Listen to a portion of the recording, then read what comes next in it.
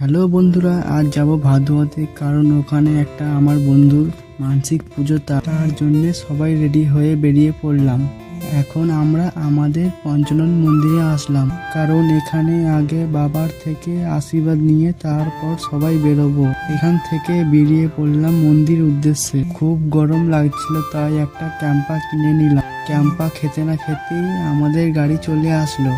গাড়িতে উঠে রওনা দিলাম। গাড়িতে উঠে দেখছি খুব রোদ লাগছে। বন্ধুরা, রাস্তার মধ্যে খুব বৃষ্টি হচ্ছিল, তাই ভিডিও করতে পারিনি। বৃষ্টির জলে অনেকটা ভিজেও গেছি।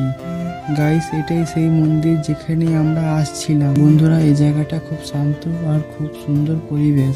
আসতে না আসতেই অভয় খাওয়া শুরু করে দিল এখানে।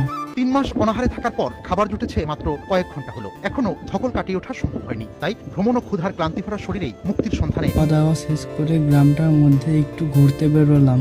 এরই মধ্যে দেখছি আবার এখানে শুটিং শুট। চশমা পরে কেমন লাগছে বন্ধুরা আমাকে।